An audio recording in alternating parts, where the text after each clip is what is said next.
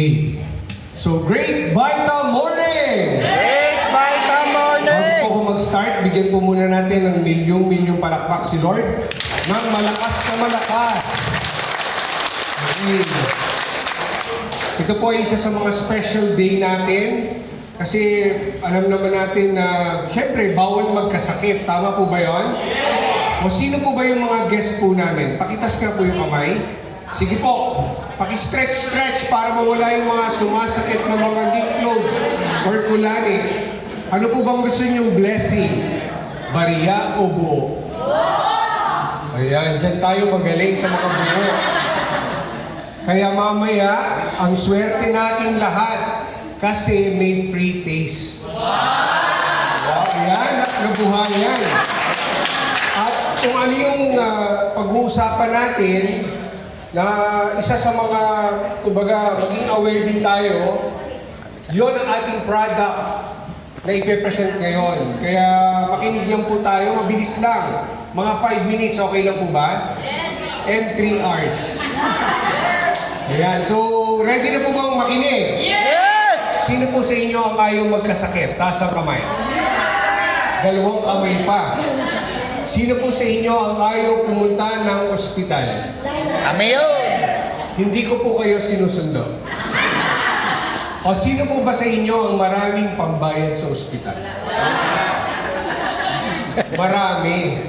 Ang nangyayari lang, hindi natin ginagawa ng paraan. Tama po ba yun? Yes! So ngayon, ito yung paraan natin. Lalo-lalo na kalusugan at mamaya may pangkabuhayan pa. Okay?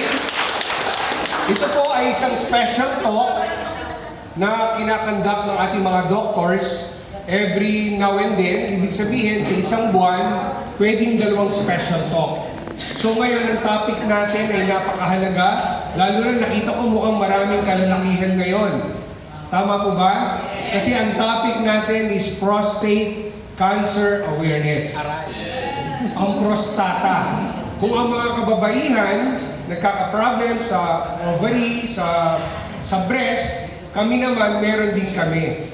Kumbaga sa amin naman ay prostate gland. Okay? Kaya napakahalaga po nito sa amin. At syempre, sa mga partner natin, kung may mga asawa na po kayo, so dapat maging aware din tayo para matulungan din natin yung ating partner. Okay? So, great morning po. Ayan, ito po yung ating topic ngayon. A special talk about prostate cancer. Ito yung ating campaign, lalong-lalo na. Hindi lang to sa mga Pilipino, sa buong mundo po, marami rin po nagkakaproblema. Kaya, ito po yung ating pag-uusapan. Ayan, kaya pwede po kayong mag-picture, pwede po kayong mag-video, kasi alam ko, kailangan nating malaman ano ba yung mga dapat pa nating malaman tungkol sa prostate problem. Okay? Ayan. So, konting background lang po. Ako po si Dr. Gary Orhena, isang general medicine. Ayan, ang aking pong natapos unang-una sa bilang Bachelor of Science, major in zoology sa University of the East, Manila. Nagtapos din po ako ng College of Medicine sa Virgen Milagrosa University Foundation sa Carlos City, Pangasinan. At ako po ay nag-internship sa Jose Reyes Memorial Medical Center at natapos po ako ng internship sa Air Force General Hospital. So yun po yung aking nagawa pagdating po sa pag-aaral. At ako po ang founder ng Good Virus Team. First VitaPlus official speaker po tayo. At tayo po ngayon ay isa sa 8 Hall of Fame awardee na First VitaPlus. Okay? Ito po yun. Ito po ay nag-grant noong July 11, 2023. Alam ko, nagpunta lahat ng mga dealers sa Araneta Coliseum. Kaya napaka-proud natin lahat dahil malapit na naman ang anniversary natin. Yes. Tama po ba yun? Yes. Ayan, ako po ay nag-join sa First VitaPlus October 9, 2012. So ginawa ko ang First VitaPlus, unang-una, starting 2012, ngayon po ay 12 years na ako na nag-mission dito sa First VitaPlus. Yes. Okay? At ang maganda niyan, marami tayong mga doctors. At nasa likod pa natin si Dr. Eldina. Ayan, Gumayan. Hanggang ngayon, nag-aaral pa rin. Di ba? Nakikinig pa rin para ma-share pa rin sa atin kung ano yung pwede pang idagdag na information about sa health. Okay. Palagpakan po natin ang mga doctors natin. Ayan. Ito naman yung aking inspiration sa paggawa ng First Vita Plus, ang aking family. So bilang doctor po, hindi po ako Superman. Nagkakasakit din po ako, kagaya din po ng bawat isa. May high blood pressure, may allergic rhinitis. Every morning, ang nangyayari sa akin, bahin ako ng bahin. Ang nangyari, tumaas din ang aking blood pressure, 160/100, at ang aking timbang, naku, naging 95 kilos. So dapat talagang magbawas kasi masarap kumain. Sino mahilig kumain? Ayan, lalo na ngayon, burn month na. Diba? So dapat, yung timbang ko, umabot ko ng 95 sa tulong ko ng First Vita Plus, naging 75 na lang po ngayon. Ayan, ang aking unang natulungan yung aking may bahay, si Ma'am Ruthie Orhena. Siya naman po ay isang Bicolana na hindi mahilig kumain ng gulay.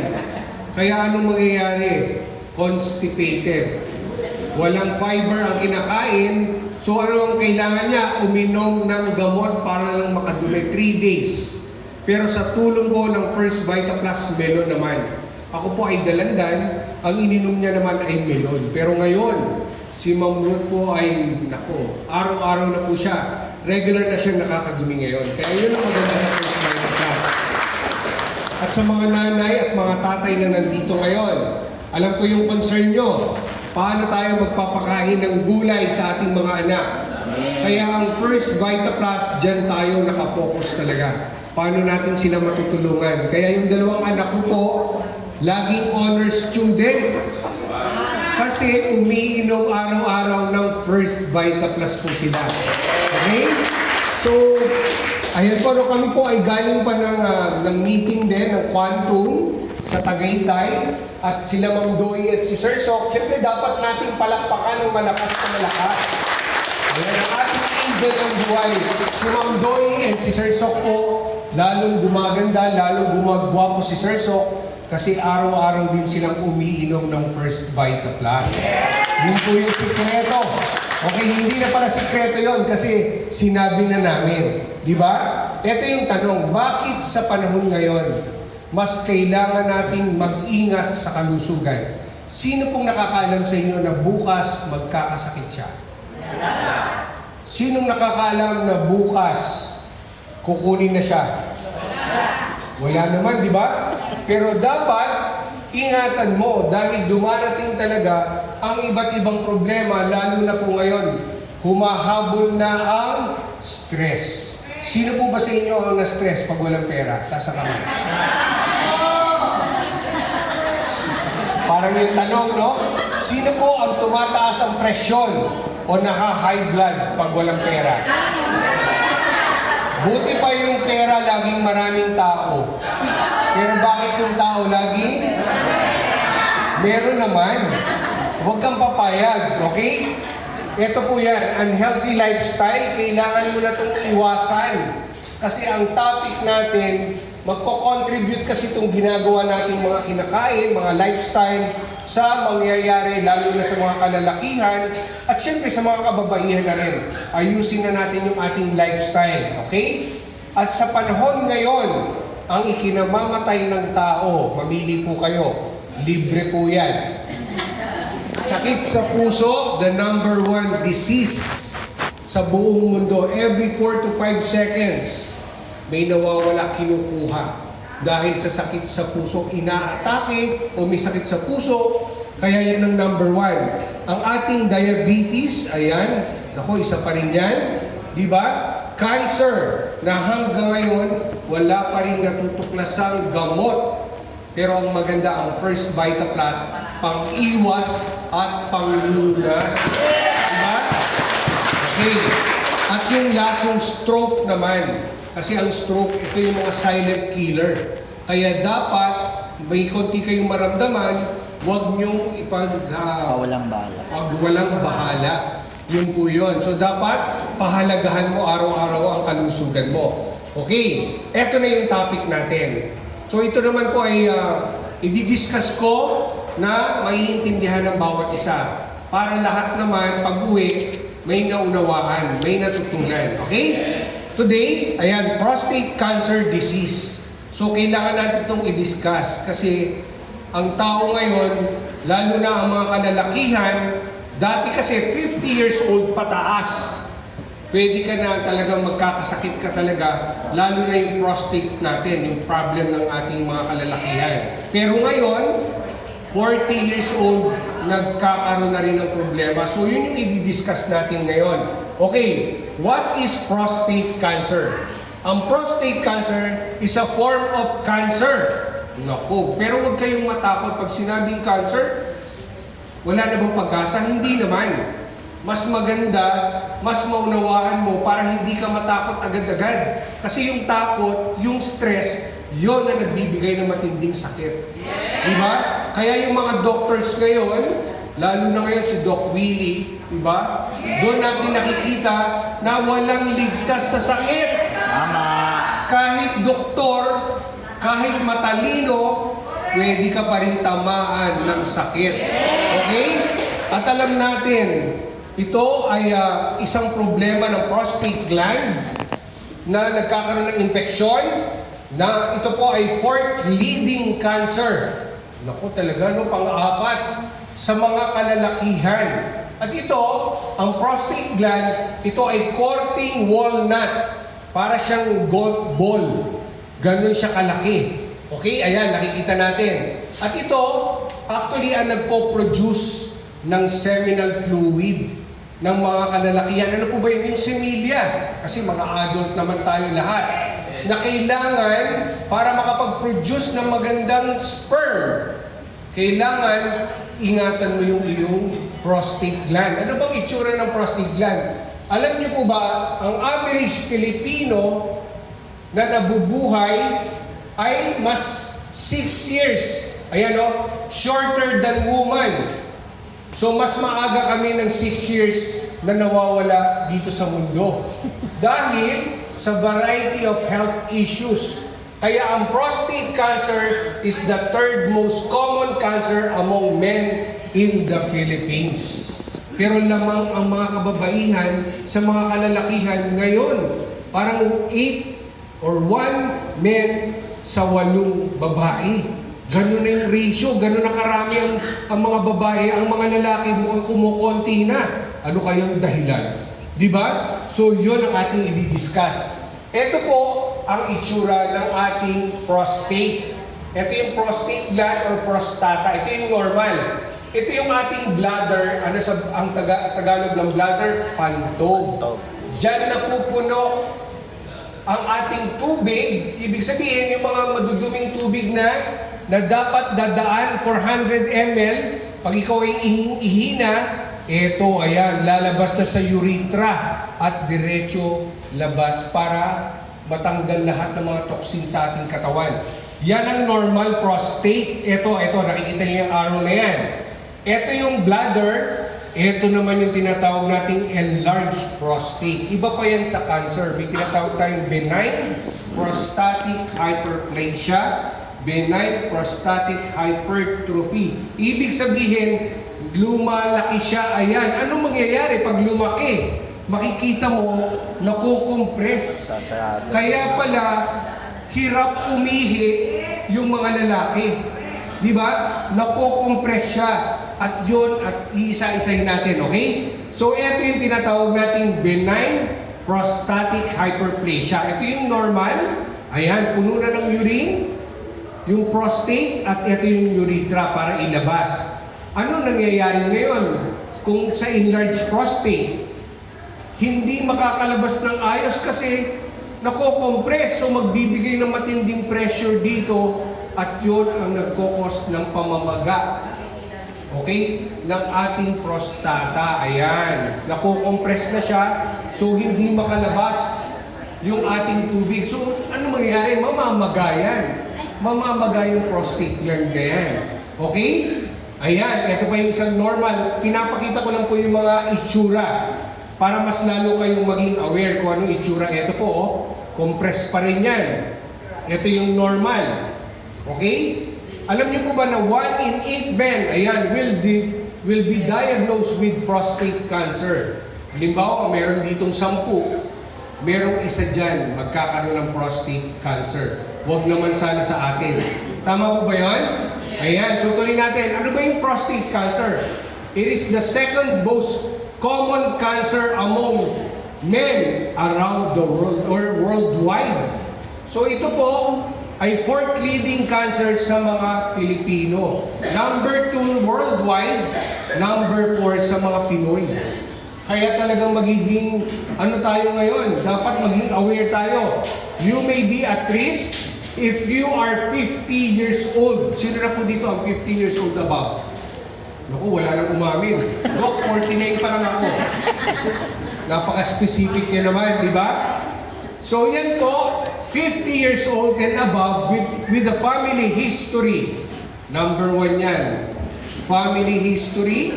Ayan, prostate cancer will elevate yung prostate-specific antigen. Yan ang tinetest natin sa blood. Yung PSA. Ibig sabihin yung prostate-specific antigen. Okay, early detection is pinaka-key para makaiwas tayo sa problema sa prostata.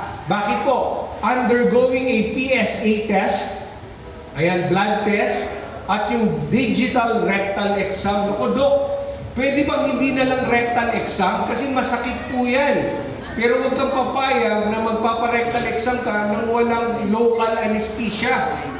Huwag kang papayag. Pero pwede ka rin naman transurethral ultrasound at the same time, pwede ka rin magpa-ultrasound. Pero syempre, doble bayad pa yun. Yes. So ano gagawin mo? Magpa-local anesthesia ka, then pwede ka na magpa-DRE na tinatawag natin digital rectal exam. Alam niyo po ba yun kung ano yung digital rectal exam? Yun yung sinusundot ang puwet mo kasi nandun malapit lang po eh. Pero alam niyo, hindi naman siya masakit lalo na kung naka-local anesthesia ka. Okay, huwag kang matakot. Okay? Kaya yun ang number 1. Kailangan wag mo nang itago yung una mong nararamdaman. Kung pakiramdam mo, may problema ka sa pag-ihi, o wag mo siyang itago. Dapat malaman mo na agad ano yung nangyayari. Okay, 19.3% out of 100,000 Filipino men ay magkakaroon ng merong prostate problem or prostate cancer. Kaya yan, tayo ngayon, magiging ano na tayo, hindi na tayo magpapabaya. Okay? According to the Department of Health, ayan, recorded po yan. Okay, tuloy natin. Ano bang mga signs and symptoms? Kasi mahalaga to eh. Di ba? At dito, involved din talaga yung hormones. Sa lalaki, testosterone. Sa babae naman, estrogen. So meron din kaming estrogen, pero mababa lang yung level niya. Pero ang mataas sa amin, lalo na sa mga kabataan, mas mataas ang testosterone level yan. Di ba nade-develop siya unti-unti. Within 25 years old, dyan na lumalaki yung ating prostate, mga lalaki ngayon. Pero habang nagkakaedad, doon na talaga nagkakaproblema. Kaya dapat pagdating ng 40, 50, dapat magkaroon ka na ng regular check-up. Normal po yun, huwag po kayong matakot. Hindi naman agad kayo uoperahan. Tama ba? Yes. Unang-una, frequent urination. Yung lagi ka bang ihi ng ihi. Kasi pwede rin maging cause din ng diabetes. Di ba? Ihi ka ng ihi, lagi kang gutom, lagi kang uhaw, diabetes yun. Pero number 1, may isang pwedeng mangyari, di ba? Weak or interrupted urine flow. Para hindi nagtutuloy yung pag-ihi mo, masakit. Yan, isang pwedeng sign na rin yan. Ano pa? Kapag meron kang ejaculation o paglabas ng similya, may kasamang dugo. Okay? Ayan, pag may lumabas na for example, ng sperm, tapos may kasamang dugo, posible may prostate problem. Kaya dapat alam mo yon. Need to strain to empty the bladder. Kailangan mo magpuwersa. Di ba pag yung pupuwersa ka, para lang makalabas yung ihi, isa ring reason yan, isa ring dahilan yan. Isang sinyalis din na may problema ka sa prostate mo. Ano pa? Blood in the urine. Pag ihi mo, makikita mo iba yung kulay. May redness or may ano siya, may dugo. So pwede rin na meron din prostate problem or prostate cancer. Ano pa? Pain or burning during urination. Kapag nakakaramdam ka, parang binabalisaw-saw ka, hindi lang isang beses, parang maya't maya, pwede rin. Di ba? Involved pa rin yun. Tapos, yung tinatawag nating nocturia. Kada maya't maya natutulog ka, babangon ka para umihi. Ayan, no, the urge to urinate frequently at night. Kaya yung mister mo, pag nakikita mong bumabangon maya't maya, ayan, posible. May prostate cancer na ba? Hindi. Baka may pinupuntahan yan. Hindi pa, joke lang. Ayan, kasi masyado kayong seryoso eh. Baka kumakain yan, kumukuha ng pagkain sa kusina. Kayo, wala pa naman. Okay. Ayan. Sige, tuloy natin. Erectile dysfunction. Pag sinabing erectile dysfunction, hindi na tumitigas. Nako. Kaya kailangan talaga nating i-discuss mamaya yung pang solusyon. Okay? May erectile dysfunction. Nako, dapat, no? Dapat ay alagaan mo. Okay, tuloy. So, ito yung mga iniisip natin, yung myths and facts para malinaw, okay, about prostate cancer. Ayan, yung myth, prostate cancer is an old man's disease. Naniniwala po ba kayo na sa mga matatanda lang na kalalakihan ang prostate cancer? Pwedeng hindi. Bakit po? Over 60% of prostate patient or diagnosed with prostate cancer is not over 65 years of age. However, even though it's rare, pwede rin magkaroon ng younger men 40 years old. Kaya hindi na po ngayon sinasabi pag 50, ayan, magkakaroon ka na ng prostate cancer. Kahit 40 years old po, pwede na ma-diagnose ng prostate cancer. Naku, medyo bumababa na yung yung age ngayon. Kasi possible, maraming factor yan. Next natin, a high PSA level means prostate cancer. Kapag ba mataas yung prostate specific antigen mo, automatic ba na may cancer ka na? Hindi naman. Ito, alamin natin yung reality, yung tunay. Although prostate cancer is a common cause of elevated PSA levels, it's not the only cause. Hindi lang yun yung dahilan. Okay, ano po? Elevated levels can be an indication of other medical condition. Hindi lang prostate cancer pag mataas ang prostate cancer or yung prostate specific antigen. Okay, kasi pwede rin na meron kang BPH, yung pinag-usapan natin, hindi siya cancer, pero may enlargement. Yun yung tinatawag nating benign prostatic hyperplasia. So hindi naman agad-agad cancer ang hatol agad sa'yo. Di ba? Marami pang test ang pwedeng or evaluation na para sa'yo. Okay? Enlarged prostate or yung prostatitis, yun yung sinasabi ko, pamamaga. Okay? Prostatitis, inflammation of the prostate gland. Yun po yun. Okay? Infection of the prostate gland. Ayan, meron din palang infection at inflammation. Yun po yun. Next, ito yung myth. Prostate cancer doesn't run in my family. So the chances that I will get the conditions are low. Kapag ba walang may prostate cancer sa pamilya mo, mababa ba ang chances mong magkaroon ng prostate cancer? O alamin natin, ito yung reality. Prostate cancer seems to run in some families. Ibig sabihin, genetic siya, which suggests that in some cases, there may be a genetic factor. So ito, most prostate cancers occur in men without a family history. Kaya wag mo isipin na hindi ako magkakaroon ng prostate cancer kasi wala naman kami sa pamilya. Hindi po yun. Pwede ka pa rin tamaan ng prostate cancer depende sa mga factors na ginagawa mo. Kaya kailangan din talaga, alam mo yung lifestyle mo. Kailangan mo ma-modify ngayon yung mga ginagawa mong sa lifestyle na modification mo. Okay? Next. All cases of prostate cancer will require treatment. Lahat ba ng problema sa prostate kailangan agad ng treatment? Kasi dalawa naman ang treatment medical and surgical. Di ba? Hindi naman agad ooperahan ka.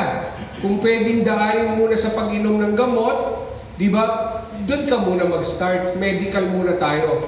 Wala munang surgical intervention. Men with low risk, ibig sabihin, mababa ang chances na magkaroon ng prostate problem or ng cancer. Ito naman ang tinatawag nating active surveillance. Yan ang tawag doon.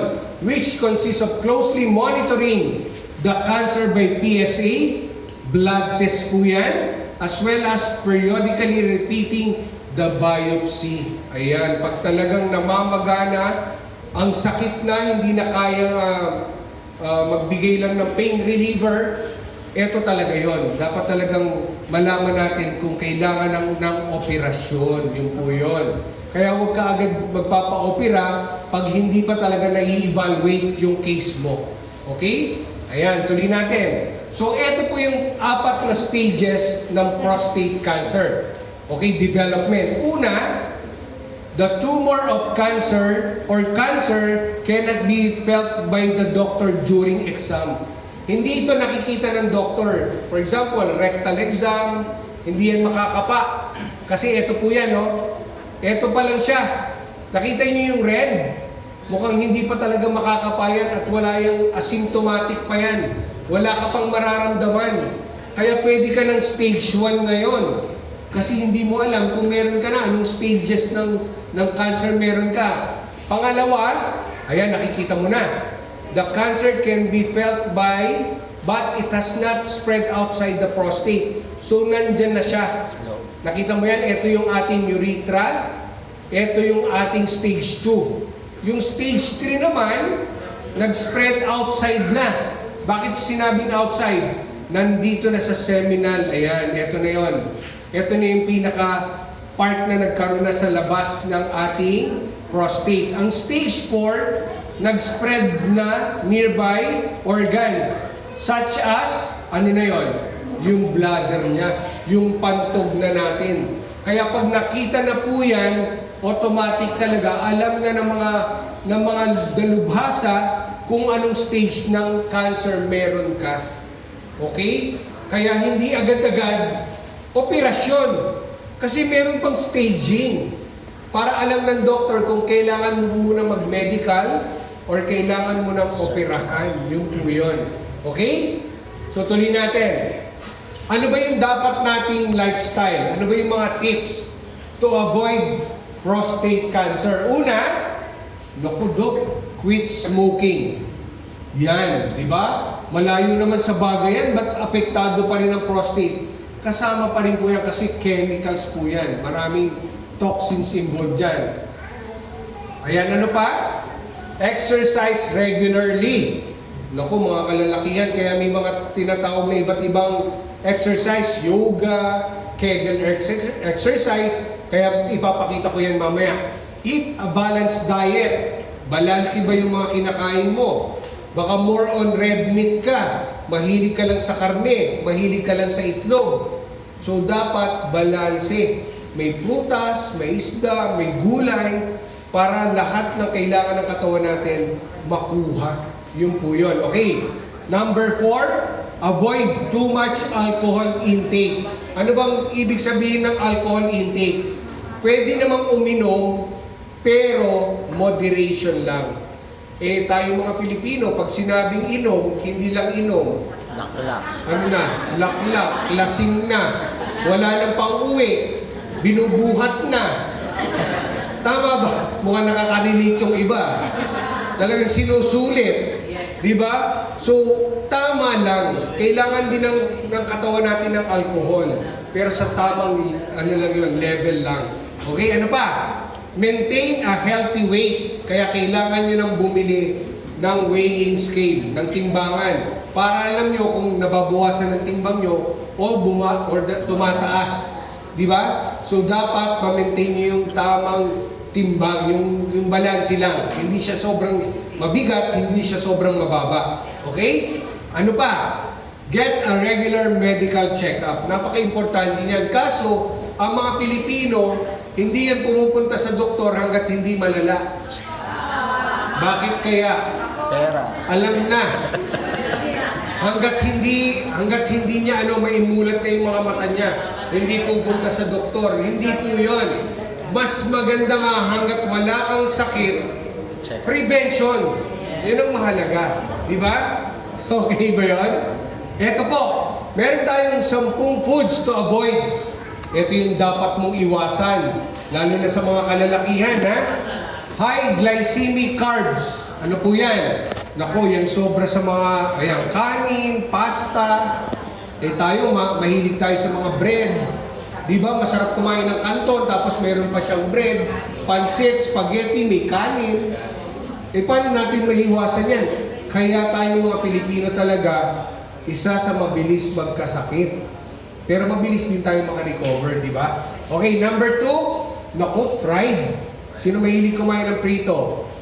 Parang walang makakaligtas. Lahat yan, Dok. Kami lahat. Di ba? Ayan, mga french fries. Di ba? Inflammatory foods. Ano ibig sabihin ng inflammatory? Ayan, mga red meat, sugar-sweetened beverages. Sino mahilig uminom ng soft drinks? O yan, di ba? Biglang wala nang umiinom ng soft drinks sa inyo. Okay. At alam niyo po ba, pag sobra din sa dairy, sa calcium, lalo na yung pag-inom ng gatas, at meron kang problem sa prostate, hinay-hinay din. Kasi pwede rin maka-apekto yan. Di ba? Pero kung wala ka namang sakit sa prostate or problem, wag naman di sobrang dami, magbigay ka naman sa iba. Sama ba yun? Calcium supplements, ayan. Pag sobra ka din sa mga calcium supplements, at yung mga spicy food. Sino mahilig kumain ng spicy? Ako, mga Bicolano po ba? Ayan, talagang hindi mo mapipigilan. Di ba may maganda rin siyang idudulot, pero pag sobra talaga, pwede rin mag-cause talaga ng problem. So dapat ingat lang din. Alcohol, ayan, nabanggit ko na kanina. Salty foods, nako, mga Pilipino, ang dami sausawan yan. May patis, may toyo, may bagoong, may alamang, ano pa ba? Lahat ng sausawan Ketchup. May ketchup, di ba? May grabe. Kaya ngayon, ayan, mangyayari talaga, magkakasakit ka, hindi lang sa prostate, pati yung kidney, pati yung liver, apektado. Ano pa? Saturated fats. Yung mahilig kumain ng mga, burger, ng mga bacon, ng mga processed meat. Ano nang kakainin nyo? Di ba? Iinom na talaga kayo ngayon ng First Bite of Life. Okay? Ayan yung eggs. Di ba? Hindi siya masama, kaso kung may problema ka na sa prostate, iwasan mo na yan. Hindi naman sinabing bawal sa'yo. Pero kung may problem ka na sa prostate, iwasan mo na yung pagkain ng maraming itlog. Yun po yun. Ayan. Okay na ba? Na-picturean nyo na po ba? Okay, next. Ito yung mga cancer-fighting foods na meron sa product ng First Vita Plus. Okay? Ayan, yung green tea, lemon, lalo na yung mga berries. Hindi lang naman specific na strawberries. Lahat ng mga berries. Yan ang maganda sa cancer fighter po yan. Yung lycopene natin. Ano yung may lycopene natin? Vita Heart. Yan. Kaya uminom kayo ng capsule ng Vita Heart, ha? Kasi yan ay may lycopene. May panglaban sa mga free radicals, antioxidant. Kaya ito yung ating pang-iwas, lalo na sa cancer. Broccoli, ayan, avocado, ano pa, spinach, at yung mga nuts and seeds. Kaya yan ang regular mong kainin. Napakahalaga po niyan. Diba? Pero Dok, hindi ko kaya kainin yan. Kaya nga may First Vita Plus, iinumin mo na. Hindi mo nakakainin ng hilaw, di ba? Yun po yan. So, ito yung 5 exercise, lalo na doon sa yung mga patients natin na may prostate problem. Ano yan? Aerobic exercise. Kailangan din pala nag-aerobic exercise. Ito naman yung forma, ito yung Kegel na sinasabi ko. Kapag may prostate problem ka, ito dapat ang position mo. Ayan, aralin mo na yan. Kegel exercise, pero hindi lang naman sa prostate. Even sa mga kababaihan, napakaganda po yan, lalo na sa pelvic area. Okay? Lalo na doon sa gusto magbuntis, Magandang exercise yan, yung Kegel. Okay, stretching exercise, balance exercise, at yung strength training. Yan ang dapat mong gawin. Meron ka talagang regular exercise, 30 to 40 minutes. Naku Dok, kailangan pala talagang mag-exercise para naman pawisan ka, para yung mga uric acid mo mawala, di ba? Matanggal, mabawasan.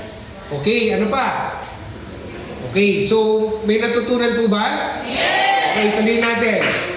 So ito po, no, prevention pa rin. Prevention is better than cure. Prevention is better than hospital bills. Yun ang nakaka-stress. Di ba? Kaya yung ating mga iniisip, yung mga problema, okay lang yan, problema yan, may mga solusyon tayo. Pero dapat huwag ka masyadong ma-stress kasi marami talagang idinudulot ng masama ang stress. Di ba? Okay. So according sa World Health Organization, kailangan mo talaga ng gulay. Alam niyo po ba na 100 kilos per year, 8 to 9 kilos per month, 5 to 6 na tasa ang kailangan mong kainin para makaiwas ka sa mga sakit kagaya ng prostate cancer. Ano pa? Kapag nagkasakit ka na, mas maraming gulay ang kailangan. 9 to 10 na tasa. 3 sa umaga, 3 sa tanghali, 3 sa gabi. Di ba? Mas gusto mo bang kumain ng hilaw o uminom ng First Vita Plus? Yun. Kaya nga pinadali na natin. Di ba? So, ito yung ating product. Ano bang meron sa First Vita Plus? First Vita Plus is isang natural health drink. Ito ay approved by the FDA Philippines, US FDA, at ito rin po ay halal. Yan. So, yung ating 5 gulay, kasama yan sa lahat ng mga iniinom natin sa First Vita Plus, hindi mo na para gulayin. Okay? Titimplahin mo na para makatulong lalo na sa mga walang sakit at may sakit. Di ba? Marami ka bang kilala may sakit? Yes. O may sakit sa bulsa ang kilala mo? Yes. Marami. Anong stage na ba yan? Ha? Cancer na. Okay? So, ito yung pangtulong natin. Unang-una, malunggay, dahon ng sili, saluyot, kulitis at talbos ng kamote. So, isa-isahin natin. Ano ba yung malunggay? Ang ating malunggay ay Moringa oleifera, one of the most nutritious plants in the world, at 300 na sakit ang kaya niyang tulungan. Di ba? Talaga naman. Ganyan kaganda yung product natin, lalo na yung ating malunggay. Pangalawa, ang ating dahon ng sili. Ito yung scientific name niya, Capsicum frutescens. Ito po ay improve ng blood circulation. Kaya dapat walang bara. Kasi yung capsaicin ng ating dahon ng sili, siya yung nagbabasag, siya yung nagtatanggal ng mga bara ng ating mga ugat. Ano ba yun? Yung ating mga kinakain na saturated fats, bad cholesterol, di ba, triglycerides, yan. Yan ang ginagawa ng ating dahon ng sili para makaiwas saan? Heart attack at stroke. Nako. Kaya dapat lagi ka nang umiinom ng ating product. Okay, pangatlo naman ang ating saluyot. Ito yung madulas, malaway. Kasi ito yung naglilinis at nagde-detox. Nag-i-improve ng ating bowel movement. Diba? At ito ay cancer fighter din. Kaya katuwang natin to, lalong-lalo na wala pang nadidiscovering gamot. Kaya ang First Vita Plus, meron tayong pangtulong, meron tayong pang-iwas, at pangluna sa mga sakit. Yun po yun. Okay, pang-apat, Amaranthus spinosus. Ito yung Philippine spinach. Kaya ang maganda dito, kasama na rin natin ang ating kulitis, nagpapalakas ng immune system, lalo na yung ating mga baga. Kasi hindi lang naman COVID-19 ang problem natin. Maraming iba't ibang sakit sa lungs. Di ba? Kaya tuloy-tuloy pa rin tayong tumutulong para mabawasan naman yung mga admission, lalo na punong-puno na naman ang mga hospital ngayon dahil sa mga problem, mga respiratory problem. Okay? Panglima, ang ating talbos ng kamote, Ipomea batatas. Ito naman ang nagpapapula ng ating mga dugo. So red blood cell production, lalo na yung mabababa ang count or may mga anemia. Kaya kailangan mo nito dahil ito ay nag-i-increase din ng platelet count. Di ba yung may mga dengue cases natin ngayon kahit hindi tag-ulan, marami na talaga ngayong na-admit pagdating sa dengue. Kaya ang ating product talaga ay sobra na rin ang natutulungan pagdating sa dengue cases. Okay? The plant with the highest iodine content. Para sa ng iodine? Para sa may mga problem lalo na sa goiter, ayan, mga bosyo, thyroid problem, di ba? Ito yung ating maitutulong, yung ating talbos ng kamote, memory enhancer. Ano ba yung hindi natin maiiwasan? Magka-dementia, di ba? Parkinson's disease, Alzheimer's disease. Kaya hanggat maaga, makontrol din natin ang pagbilis ng aging process. Yan, kasi wala pa rin naman nadidiscover para tayo ay mapabagal ang pag-edad. Hindi natin mapipigilan yun, kaya hanggat tayo ay malalakas, gamitin na natin yung mga energy natin, huwag natin sayangin. Tama ba? Okay, so yung 5 gulay, sinamahan pa ng ating best coffee. Diba? Ito yung ating 8 inches. Ay, sorry. Hindi pala 8 inches, 8 senses. Ayan, ito po ay formulated with maca extract, horny goat weed extract, ashwagandha extract, ang gaganda ng mga pangalan, no? L-arginine, at yung ating 5 power herbs, sweetened with stevia. Yan ang ating natural substitute. Kasi tayo ngayon ay nag-iingat na sa pagtaas ng mga sugar level natin, yung glucose level. Kaya nag-put up ng product na coffee for adults. Ayan, napakaganda nito. Nagbubus, nagpapasigla sa umaga, sa tanghali, lalo na sa gabi. Yes! Ayan. Diyan tayo magaling. Okay? So ano bang meron sa ating 8 senses? So nandyan ang maca. Scientific evidence suggests that it can give you a shot of energy. Naku, yan, ang ating mga kalalakihan, mga tito natin, mga lolo natin, may shot of energy pala to. Kaya makakatulong talaga to sa may mga prostata or prostate problem. Horny goat weed, a medicinal herb that people use to treat many conditions, including, ayan, yung nangyayari sa akin dati, hay fever, yung bahin ng bahin. Ayan, ito yun. Osteoporosis and erectile dysfunction. Ganun pala yun. Kaya pala marami tayong matutulungan dito. Yung flag ceremony ay babalik na ulit. Di ba? Okay. Ashwagandha extract. Ito ay tumutulong para mag-reduce ng anxiety at ng stress. Yan, ano pa? Lumalaban din sa depression, nagbuboost ng fertility. Ayan, kaya kailangan pa rin natin ito. Testosterone in men, ayan, and even boosting brain function. Yun po yun. Okay? L-arginine, ito ay nagpo-promote ng heart health. Maganda po ito sa ating mga puso. Nagpapaslim din at nagbibuild din ng mga muscle. Yan, kaya pag umiinom ka lagi ng 8 senses, magbibuild ka ng muscle. Kaya yung mga nag-gym, mga nagbabike, ayan, pwede mo bigyan ng ating 8 senses. Nagre-repair ng wounds, nag-i-improve ng male fertility, at yung stevia natin, napaka-safe and healthy sugar substitute niyan. Di ba? So, eto po. Ito talaga yung involved sa 8 senses. Yung ating sense of sight, ayan, kung laging nalalabo na yung paningin mo, maganda yan, makakatulong, di ba? Kasi marami may problem sa mata, may cataract, may glaucoma. So makakatulong to itong ating 8 senses.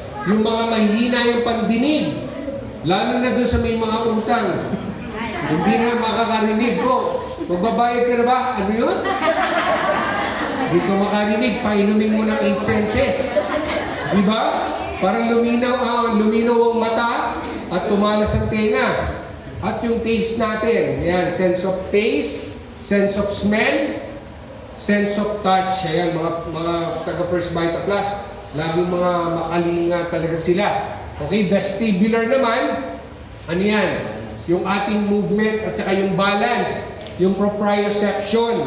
Diba? Para alam mo yung left and right, At yung ating interoception naman, ito naman yung mga body temperature natin, yung heartbeat natin. Kaya lahat yan nasa 8 senses ng ating coffee. Kaya mas maganda, everyday, uminom ka nito. Hindi masama kasi wala namang overdose sa mga product natin. Ito yung mga maitutulong natin sa kanila. Okay? So, sa mga guests po namin, the best investment you can ever make is in our own health. Kaya kung ngayon, marami ka ng material na bagay na nakuha, marami ka ng mga na-invest, saan ka naman ngayon mag-i-invest? Dapat sa kalusugan. Kasi lahat ng ating mga material na bagay, hindi natin madadala yan. Diba? Ano madadala lang natin? Yung sarili lang natin. Diba wala nakakaalam? Kaya dapat mag-invest ka na sa health. The greatest wealth is our health. Diba? Okay. Ayan. So, ngayon po ay September. Ito yung National Prostate Health Month. Kaya talagang ito yung ating diniscuss ngayon. Okay? Let's protect ourselves and our loved ones and take time to talk about men's health. Cancer screening, kailangan ma-screen. Ano pa? Prevention of prostate cancer. Yan ang kinakandak ngayon sa iba't ibang hospital para ma-aware lahat ng mga pasyente. Even hindi mga pasyente, ito yung magagawa natin. Itong month na to ay awareness talaga. Okay? So sabihin mo ay yes! Yes! Yes! Yes! Yes to First Vita Plus. So maraming salamat po. God bless us all. And great Vita morning po sa ating lahat. Thank you po.